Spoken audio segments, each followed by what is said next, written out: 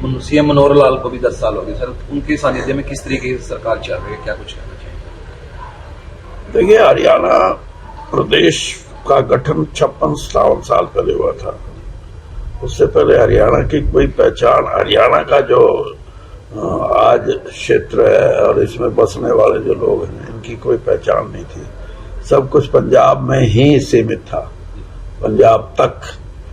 तो एक नई जो पहचान मिली हरियाणा राज्य बनने के बाद, तो वो प्रगतिशील राज्यों में गिना जाता था उस वक्त। और सभी जिसकी भी सरकारें रही, चाहे कांग्रेस की सरकार थी, चाहे उस समय के लोक दल की सरकार थी, और चाहे आज भाजपा की सरकार है, सबने प्रदेश की प्रगति के लिए काम बहुत कुछ किया।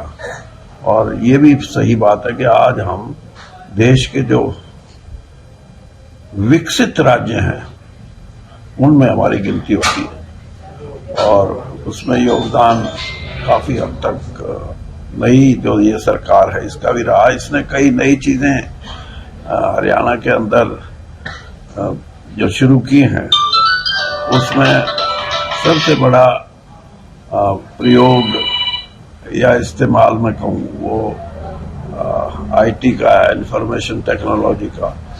उसके माध्यम से लोगों की बहुत सी ऐसी चीजें हैं, चाहे वो कृषि से संबंधित हैं, चाहे नौकरियों की बदली से संबंधित है, चाहे नौकरियां लगाने से संबंधित हैं।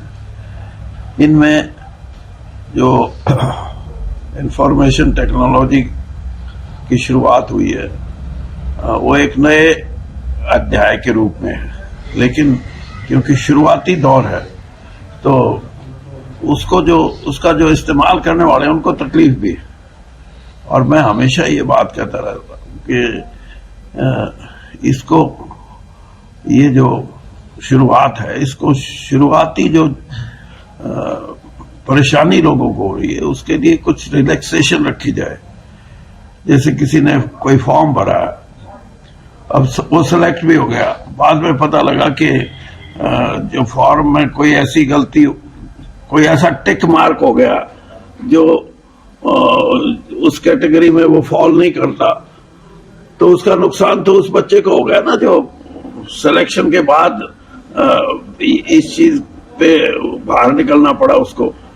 तो इसलिए मेरा मुख्यमंत्री जी से भी ये कई बार का कहना है कि जब तक पूर्ण तौर पे ज्ञान ना हो जाए सभी हरियाणा वासियों को, इस सुविधा के लिए कुछ ना कुछ ऐसे प्रावधान किए जाएं जिससे कि कोई गलतियां हुई हो तो उनको ठीक कर लिया जाए।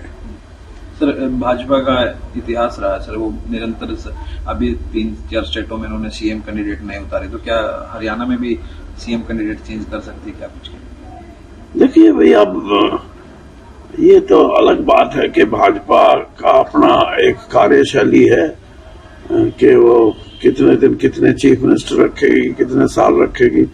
अब देखा जाए तो मध्य प्रदेश में 18 साल की चीफ मिनिस्ट्री के बाद चौहान साहब जो है, शिवराज चौहान, उनको मामा बोल के कहा कि अब आप मामा का काम करो। इसी तरीके से नई पीढ़ी के लोगों को मुख्यमंत्री बनाने का जो मैं ये समझता हूं कि ये किसी भी जो पार्टी, कार्डर बेस्ड पार्टी बोलते हैं जिसको रेजिमेंटेड पार्टी बोलते हैं, उसकी ये एक पहचान होती है कि वो किसी व्यक्ति विशेष से ज्यादा पार्टी के कार्डर को या पार्टी का जो कार्य करता है उसको स्थान देती है। और अब ये पद्धति कहां तक सफल होगी ये तो भविष्य बताएगा, लेकिन ये नई पद्धति है। कांग्रेस में ऐसा नहीं है, कांग्रेस में व्यक्ति विशेष की भी पहचान है, और व्यक्ति विशेष की पहचान तो इसीलिए कांग्रेस में बहुत बड़े बड़े लीडर भी पैदा हुए हैं। तो ये अलग अलग सोच है। इसी तरह की सोच लेफ्ट पार्टीज की भी है, वो भी कैडर बेस्ड है, यानी इंसान से ज्यादा आदमी से ज्यादा वो अपने कार्डर को महत्वपूर्ण मानते हैं। तो देखो ये तो समय बताएगा सर कि कौन सी पद्धति ठीक है।